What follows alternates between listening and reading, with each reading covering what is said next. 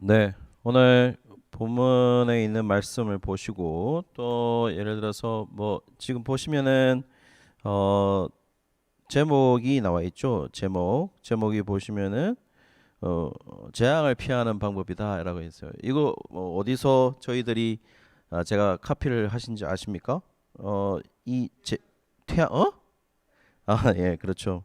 울고 있는 나의 모습, 바보 같은 나의 모습, 환하게 비추는 태양이 싫어 그거 있지 않습니까?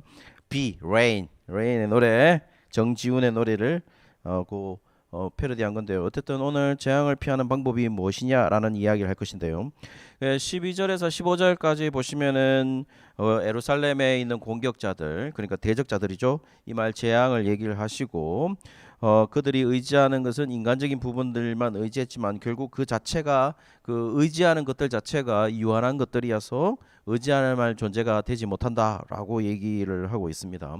그리고 오늘 본문은 보시면은 오늘 본문의 이야기는 결국 그 대적자들 가운데 그 시대, 그 시간에 살아남는 자들이 있을 것이다라고 얘기를 할 것이고 또 살아남는 자들이 어떻게 하는지에 대한 묘사가 바로 오늘 본문에 나와 있습니다.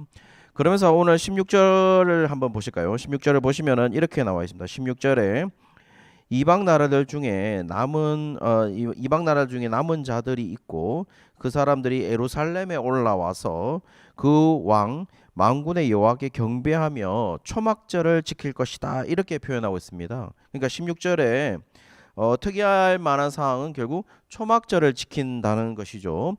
초막절을 지킨다 이렇게 말하고 있습니다. 자, 그러면은 왜 6월절이나 이렇게 맥추절이 아닌 초막절을 말하고 있는 것일까요? 이 초막절은 지금까지 우리가 얘기한 모습들을 보시면은 거의 다 여호와의 날이라 그래서 이 여호와의 날에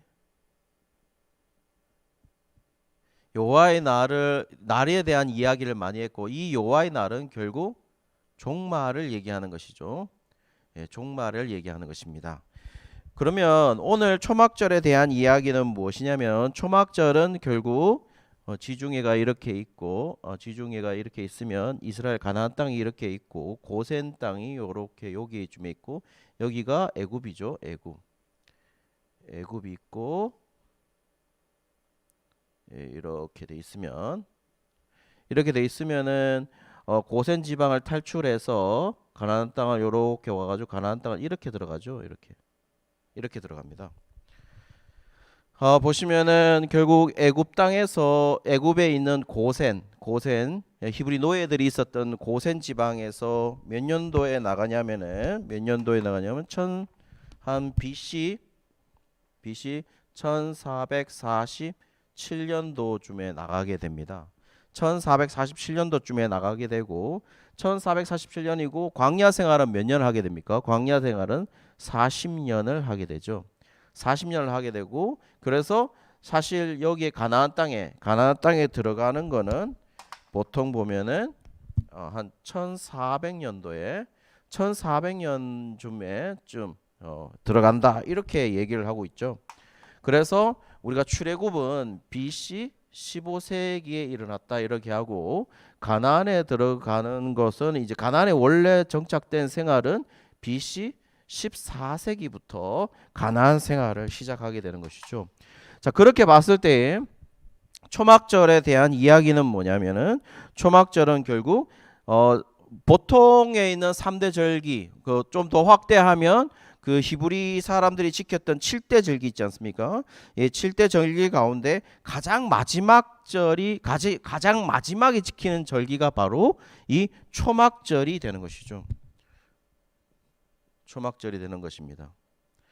그래서 그 초막절을 어떻게 하라고 그랬냐면은 우리가 참조할 수 있는 것이 레위기 23장 43절을 보시면 나와 있는데요. 레위기 23장 43절 한번 자막이 띄워질 텐데요. 한번 보면 이렇게 되어 있습니다. 이는 내가 이스라엘 자손을 애굽 땅에서 인도하여 내던 때에 초막에 거주하게 한 줄을 너희 대대로 알게 함이니라. 나는 너희 하나님 여호와니라 이렇게 되어 있습니다. 이 말은 뭐냐면은 결국 초막절이라고 하는 것은 레위기 23장 43절에서 얘기하고 있는 거는 결국에는 초막절을 지키게 된 마지막 절기라고 하는 것은 가나안에 정착을 하게 되면은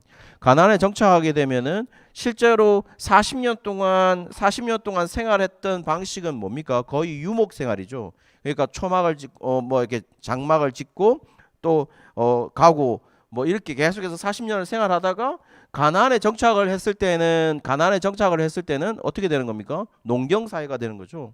그러나 농경 사회가 되었지만 결국 히브리인들에게 이 7대 절기 아니면 3대 절기를 지키게 한 이유는 뭐냐면은 이걸 기억하라는 겁니다. 뭐냐면은 여기에서 이끌어내어서 여기 가나안에 애굽을 탈출시켰던 구원하게 했던 그 여호와를 기억하게 하는 것이고, 그리고 40년 광야 생활 동안 실제적으로 광야 생활 동안 너희를 먹이고 입히셨던 하나님을 기억하라는 것이었어요. 그런데 문제는 뭐냐면은 결국 가나안에 정착하게 되면은 농경 사회가 되는 것이고, 농경 사회라 하는 건 초막절은 결국 뭘 의미했냐면은 가나안에 정착한 후에 가장 첫 소실절들을 이게 초막의 장막, 수장절이라고도 얘기하면서 거기에 이게 저장하게 된 거기에 대해서 곡식을 저장할 수 있는 그것에 대해서 감사하는 것이거든요. 그렇다면은 감사하면서 뭘 기억해야 되냐면은 결국 농경 사회가 되어서 다른 상황에 있는 히브리 노예, 그러니까 한마디로 유대인들이지만 이스라엘 백성들이지만 너희들이 이 초막절을 지키면서 기억해야 될 것은 여전히 뭡니까? 너희들이 먹지 못하고 입지 못했던 그 시절에도 광야 생활 속에서도 애굽 땅에서 구원을 해서 너희들을 입히셨던, 너희를 먹이셨던 하나님을 기억하는 것이 중요하다라는 이야기를 초막절에서 하고 있는 것이죠. 그리고 이 초막절이 히브리 사람들, 한마디로 이스라엘 백성들의 가장 마지막 절기라고 하는 것은 왜 여호와 날과 연관을 시켰을까요? 결국 마지막에 기억해야 될 것이 무엇이냐라는 것이고, 그 마지막에 너희들이 먹을 수 있도록, 저장할 수 있도록, 회복할 수 있도록 그렇게 한 분이 누구냐라는 이야기를 할 때에 결국 여호와 하나님이라는 것을 기억해야 된다라는 이야기입니다. 다시 말하면 여호와의 날에도 결국 하나님의 백성들을 완전히 회복할 것이기 때문에 마지막 절기인 초막절과 여호와의 날이 지금 일맥상통하고 있다라는 것이죠. 그리고 이 초막절을 지킨다라는 것은 결국 뭘 말하는 겁니까? 이 초막절을 지킨다는 것은 그러니까 내가 같은 백성이라는 겁니다. 같은 백성이라는 것은 또 어떤 백성을 의미하는 것이죠? 같은 백성이라는 것은 물론 이스라엘 사람들이 잘못 생각했던 것은 그것을 혈통적으로 이해해서 너와 나는 같은 백성이야 라고 이야기를 했지만 실제적으로 뭡니까? 실제적으로 같은 백성을 의미했던 것은 뭐냐면은 결국 같은 역사를 지니고 있는 사람들, 그러니까 이것을 나의 역사로 지니고 있는 사람들을 성경은 같은 정체성을 가진 사람이라고 칭하는 거죠. 다시 말하면 뭘 말하는 거예요? 출애굽을 할 때 애굽에서 건져내어서 그 땅 40년 동안 먹여 살렸던 하나님을 기억하고 그 역사들을, 홍해 사건이든지 10가지 재앙이라든지 모든 사건들을 자신의 역사로 받아들이는 사람이 같은 백성이라는 것이죠. 그래서 실제로 보시면은 가나안 정복할 때 가장 먼저 정복한 데가 어디입니까? 여리고성이죠. 여리고성. 그 여리고성에 가보면 여리고성은 실제로 가나안 히브리 노예인 이스라엘 백성들이 가나안에 가기 전에는 가나안에 원래 살던 사람이 있었습니다. 이런 사람들은 다 뭡니까? 다 이방인입니다. 이방인. 이스라엘 사람들과 다른 사람이죠. 그런데 여리고 정복할 때에 그때에 이 정탐꾼을 숨겨줬던 그 라합이라는 기생을 보시면은 라합이 어떻게 했습니까? 라합이 이 정탐꾼을 숨겨주면서 뭐라고 얘기했냐면은 내가 너희들의 이야기를 들었다. 그리고 나는 간담이 선을 했다. 이렇게 얘기를 하면서 그 여호와 하나님을 내가 믿는다. 이렇게 표현하고 있거든요. 그 말은 뭘 말하는 겁니까? 라합은 분명히 그냥 가나안 여인이었어요. 가나안에 살고 있는, 여리고에 살고 있는 기생이었단 말이에요. 이스라엘과 다른 사람이라는 거죠. 이스라엘 백성과 히브리 노예들과는 다른 혈통의 사람이죠. 그럼에도 불구하고 라합이 그런 말을 했다라는 것은 뭘 말하는 것이냐면은 나는 실제로 라합 자신은, 라합 그 여인은 출애굽을 경험하지도 못했고 홍해를 경험하지도 못했죠.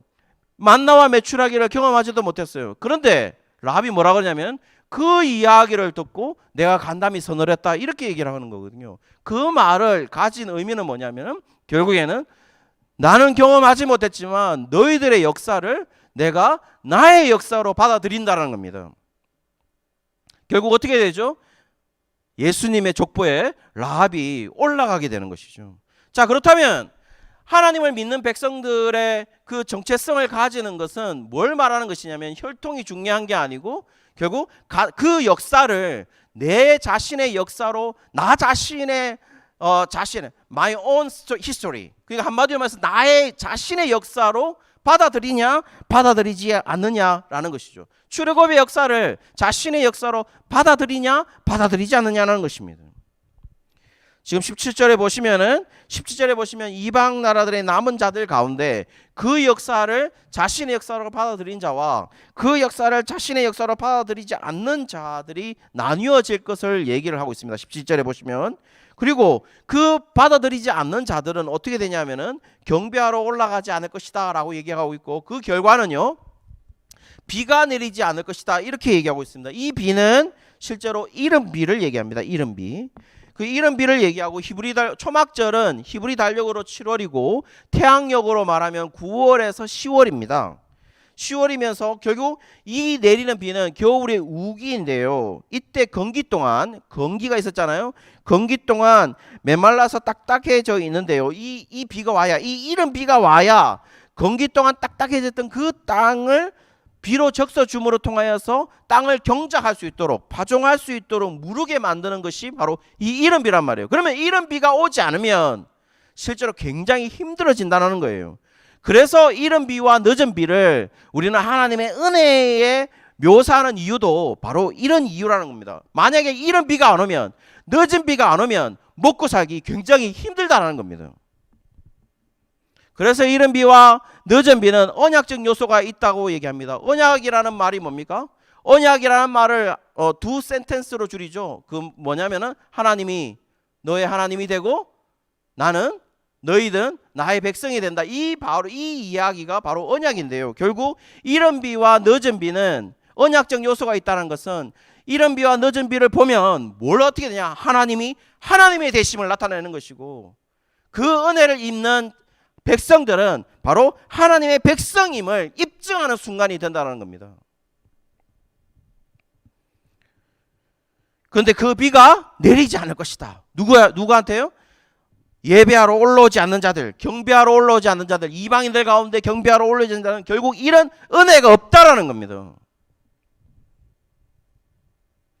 18절에 보시면 그 비가 내리지 않아도 예외였던 한 나라가 나오는데요. 바로 애굽을 얘기합니다.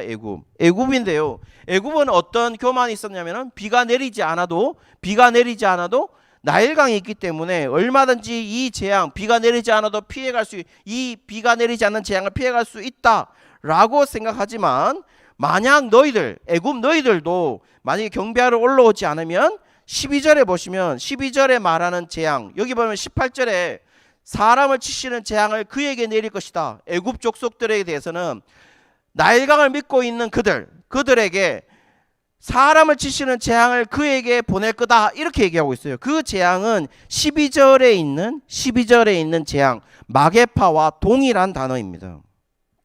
자, 그러면 애굽이 말하고 있는 재앙은 뭘까요? 애굽이 만약에 경배하러 올라오지 않으면 애굽에게 재앙을 내릴 거라고 하는 것은 결국 뭘 연상케 하냐면 바로 애굽 땅에 내렸던 이 15세기 애굽에서 히브리 백성들이 나올 때 애굽 땅에 내렸던 10가지 재앙을 연상하게 하는 것이죠. 자, 그때에 그 재앙을 내리실 때에 결국 중요한 사실은 뭐냐면은 대처할 수 있는 방법, 피할 수 있는 방법이 하나도 없다라는 이야기를 하고 있는 것이죠. 그 사실을 19절이 얘기하고 있습니다.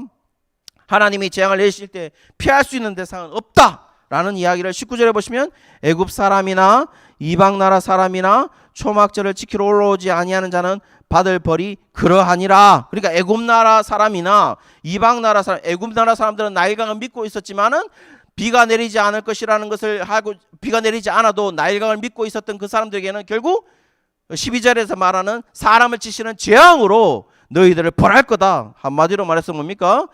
경배하러 올라오지 않는 자들은 결국에는 재앙을 피할 수 없다라고 말하고 있어요. 자, 그러면 재앙을 피하는 방법은요? 재앙을 피하는 방법은 결국 예루살렘에서 여호와께 경배하러 올라가는 것이죠. 여기 보시면 다시 거기 처음으로 돌아가서 16절에 보시면 이 경배하다라는 단어 있지 않습니까? 이 경배하다라는 단어가 사하라는 단어입니다. 경배하라는 단어가 사하라는 단어인데요. 굴복하다, 엎드리다, 복종하다, 경배하다라는 단어예요. 한마디로 재앙을 피하는 방법은 뭐라는 거죠? 여호와께 굴복하는 것밖에 없다라고 얘기하는 것입니다. 굴복하는 것. 한마디로 어떤 일들에 대해서 이스라엘 백성들 입장에서는 이방인들이 재앙을 피하는 것이 굉장히 이상하게 여길 수밖에 없을 것 같아요. 그러나 지금 본문의 말씀은 실제로 이 모든 말씀들이 그냥 이방인들에게 해당하는, 이방인들, 얘들아 너희들 가운데 경배하러 오려면 살 거야 라고 얘기를 하고 있고, 경배하러 올라오지 않는 사람들은 재앙을 피할 수 없어 라고 얘기를 해가지고 이스라엘 백성들은 그 독자들이 듣고 있어요 지금. 근데 이방인들이 살 것이라는 얘기, 이방인들의 재앙을 피할 수 있다라는 얘기를, 여호와께 경배하면 피할 수 있다라는 얘기를 하고 있는 것들이 이스라엘 백성들에는 굉장히 생소하고 독특하고 황당한 일일 수도 있을 것 같아요. 그런데요, 실제로 그 이야기를 하는 이유는 이방인들뿐만 아니라 결국 너희들, 이스라엘 너희 백성들도 똑같이 그렇게 너희들에게도 해당되는 단어, 이 일들이다라는 얘기를 하고 싶은 거죠. 한마디로 이스라엘 백성이 아니든 출애굽의 역사적 사건들을 자신의 역사로 받아들이지 않는다면은 결국 똑같이 재앙을 피할 수 없다라는 얘기를 하고 있는 것이죠. 예가보면 잘 보시면 이렇습니다. 아까 다시 계속 얘기를 하고 있지만 결국에는 15세기, BC 15세기에 있었던 일들이에요. 15세기에 있었던 일들이고, 지금 스가랴는 BC 한 520년경에, 그러니까 BC 6세기에 있는 일들이에요. BC 6세기에 있는 일들입니다. 그러면은 거의 900년의 차이를 두고 있어요. 900년. 이것과 지금 스가랴 당시는 이 900년의 역사, 900년의 차이를 두고 있어요. 900년의 차이. 자, 900년의 차이를 두고 있으면서 얘기하고 싶은 거는 뭐냐면은 결국에는 이 스가랴 당시에 사는 이스라엘 백성들은 이 출애굽을 경험하지 못했어요. 그리고 심지어는 여기에 정착한 사람들, 여기에 1400년도에 가장 먼저 정착한 사람들도 실제로 홍해의 사건을 경험한 사람들은 여호수아와 갈렙밖에 없습니다. 그리고 나머지 다 2세대들이잖아요. 그렇죠? 그러면 자, 2세대들이 여기에 정착을 해서 사는 방법도 결국 뭐냐? 왜 절기를 지키라고 했느냐라고 묻는다면 결국 경험하지 못했지만 출애굽을 해서 광야 생활 동안 먹이시고 입히셨던 하나님의 은혜로 하나님이 여전히 자기 자신의 백성들을 구원하시는 역사들을 자기네 자신의 역사로 경험할 수 있는, 그걸 받아들이는 자만이 하나님의 백성으로 살 수 있다는 것을 1400년도에 정착한 백성들에게 먼저 알려주고 있는 거죠. 무슨 방법으로? 절기를 지키는 방법으로 구원을 기억하는 겁니다. 자, 그렇다면 900년이 지난 스가랴 당시의 하나님의 백성들에게는 뭘 가르쳐주고 있냐? 결국에는 스가랴 백성도 마찬가지죠.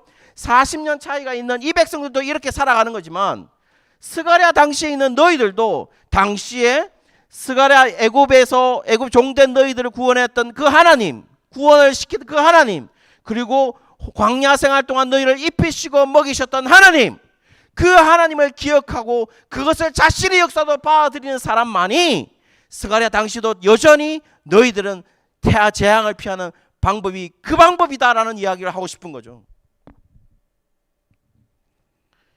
여전히 뭡니까? 스가랴 이 당시의 이 배경이 뭡니까? 바벨론 포로되어서 다시 가나안 땅 자신의 홀리랜드, 거룩한 땅으로 돌아온 백성들이에요. 비슷하잖아요. 출애굽해서 가나안 땅으로, 바벨론에서 가나안 땅으로 돌아온 그 백성들, 그렇다면 너희들이 살 수 있는 방법은 뭐냐? 결국에는 여호와께 경배하는 방법이고 예루살렘으로 경배하러 올라오는 방법밖에 없다. 그리고 또 뭡니까? 이 역사를 자신의 역사로 받아들여야 되는 것이다. 그런데 이스라엘 백성들 가운데 이스라엘 백성이라 할지라도 그 역사를 자신의 역사로 받아들이지 않는 사람들은 결국 어떻게 된다고요? 죽을 것이다. 재앙을 피할 수 없어 라는 이야기를 하고 싶은 것이죠.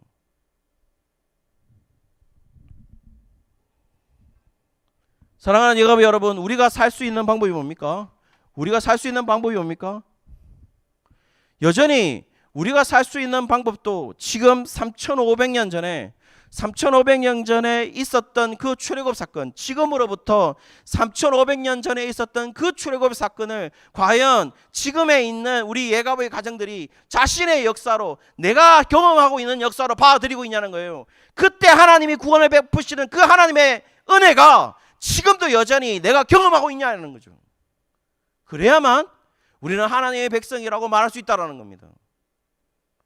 여전히 우리의 삶에 하나님은 이른 비와 늦은 비의 은혜로 우리에게 뿌려주고 있어요. 그런데 우리의 입속에는 뭐가 있죠? 늘 불평만 있는 거죠. 자신의 역사로 받아들이지 않고 있는 거죠. 잊어버리는 겁니다. 하나님이 우리에게 처음으로 주셨던 그 은혜도 이제는 잊어버리는 겁니다.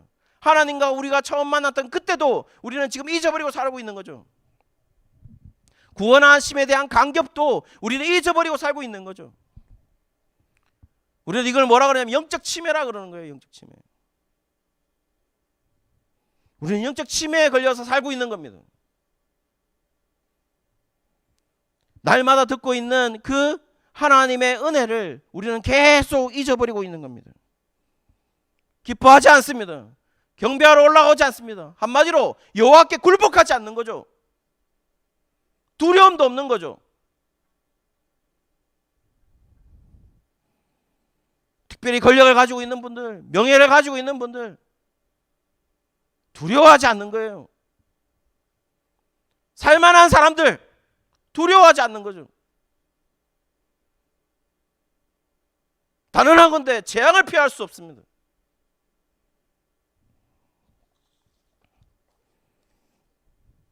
전에 한번 우리가 유튜브에서 한번 보여드린 적이 있을 것 같아요. 유튜브에서 한번 영상으로 한번 제가 올린 적이 있는데요. 한번 보실까요? 어느 치매 걸린 어머니 친정 엄마입니다. 친정 엄마에게 제가 이게 그 영상으로 보여주는 거는 저작권이 걸릴 테니까 제가 캡처해서 계속해서 보여주고 있어요. 보시면은 우리 영상에도 나와 있죠. 치매 걸린 엄마에게 임신을 알리는 딸입니다. 첫 번째 알리는 거예요. 첫 번째를 알리는 건데, 엄마 나 임신한 거 알아요? You know, I'm pregnant. 이렇게. 당신 아느냐? 내가 임신한 거 아느냐? 이렇게 하니까 뭐라고 얘기하면서 굉장히 기뻐했습니다. 이 치매에 걸린 친정 엄마가. 두 번째 사진 한번 볼까요? 두 번째로 또 알립니다. 두 번째로 알리는데요. 치매 걸린 엄마에게 임신을 알리는 딸이 있습니다. 엄마가 다시 You know, I'm pregnant. 엄마한테 알리니까 엄마가 또 기뻐요. 언제? 10월에요. 여전히 그 치매에 걸린 어머니는 그 이야기를 처음 들었는 것처럼 또 엄청나게 기뻐하는 거죠. 세 번째 또 알립니다. 치매 걸린 어머니에게 You know, I am pregnant. 그러니까 또 엄청나게 기뻐하는 거예요. 어머니가. 그러면서 너무 잘됐다 얘야 라고 하면서 그렇게 다시 기뻐하시는 모습. 그리고 나서 또 다시 얼마 후에 또 네 번째로 알립니다. 치매 걸린 엄마에게 임신을 알립니다. 엄마 내 배가 이상한 거 같지 않아? 라고 얘기하니까 배가 막 불러 있거든요. 그러면 이거 보면 뭐 생각 안 나? 라고 해서 너 임신하니? 그 아기가 있다고. 네 뱃속에 정말이니? 정말 잘됐다 얘야 라고 얘기하면서 어머니가 또 기뻐하고 있는 거죠. 여전히 어머니는 처음 듣는 것처럼 엄청나게 기뻐했습니다. 그리고 나서 마지막으로 5번째 알립니다.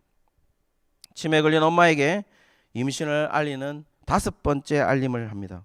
엄마 나 임신한 거나 You know I am pregnant 라고 하니까 네가 정말이야? 라고 하면서 처음 듣는 것처럼 굉장히 기뻐했습니다.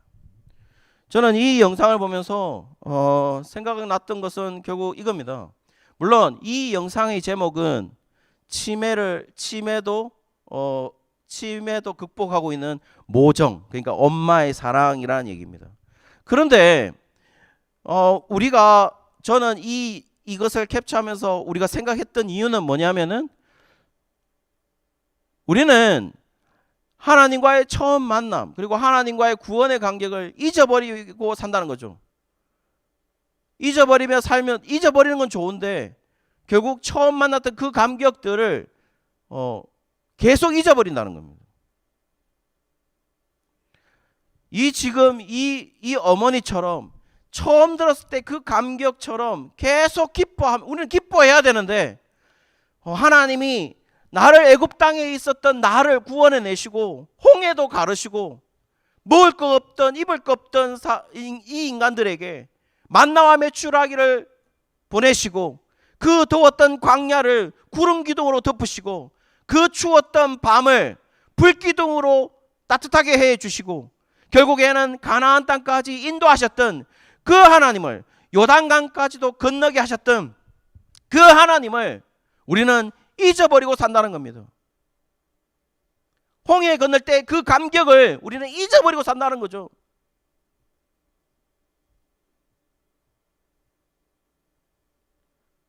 처음 들었을 때처럼 자신의 딸이 임신하는 것을 처음 들었을 때처럼 그 기뻤던 그 감격처럼 우리가 계속 기쁜 게 아니라 우리는 잊어버린다는 겁니다.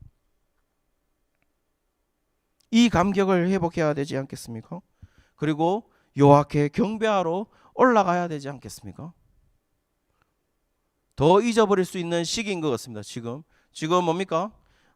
교회도 지금 교제도 안 되고 아무것도 안 되는 이런 시기에 우리가 훨씬 더 하나님과 멀리 갈 수 있는 그 시기지만 지금 이때가 오히려 더 하나님을 경험하고 하나님이 우리를 지키시는 것을 경험할 수 있는 그런 시기라고 생각합니다. 여호와가 우리를 구원하심을 기억하는 그런 날, 그리고 또 그분께 굴복하고 있는 그런 삶으로 우리 예가보의 모든 가정들이 하나님께 나아가기를 원합니다. 그래서 우리 자녀들도 그 구원하심의 간격을 경험할 수 있는 우리의 모든 자녀들의 삶도 되기를 주님의 이름으로 축원합니다. 기도하겠습니다. 살아계시고 역사하시는 하나님 아버지, 저희들은 여전히 하나님이 없는 것처럼 또 하나님을 잊어버리며 살아가는 인생이었습니다. 그렇지만 하나님 아버지, 날마다 매 분마다 매 초마다 하나님의 구원의 감격을 느끼며 살아가는 우리 모든 예가보의 가정들 또 예가보의 자녀들 될 수 있도록 하나님 역사하여 주시옵소서. 감사드리며 예수 그리스도의 이름으로 기도드리옵나이다. 아멘. 말씀에 의지해서 축도하도록 하겠습니다. 지금은 우리 주 예수 그리스도의 은혜와 하나님의 사랑과 성령의 위로 교통하심이 보이지 않는 하나님이시지만 여전히 우리의 삶에 역사하신 것을 믿으며 살아가는 우리 예가보의 가정들, 그리고 특별히 우리 예가보의 가정들, 그리고 예가보의 자녀들 머리 위에 지금으로부터 영원토록 함께 있을지다.